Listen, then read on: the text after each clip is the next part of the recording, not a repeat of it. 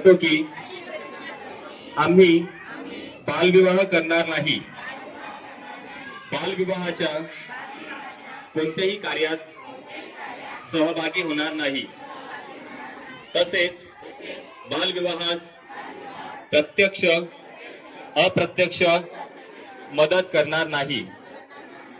बालविवाहाने मुलांच्या शैक्षणिक, सामाजिक, मानसिक व शारीरिक आयुष्यावर दुष्परिणाम होतात।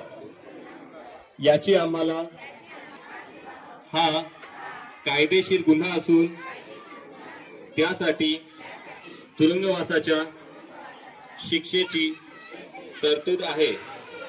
बालविवाहाची माहिती मिळाल्यास आम्ही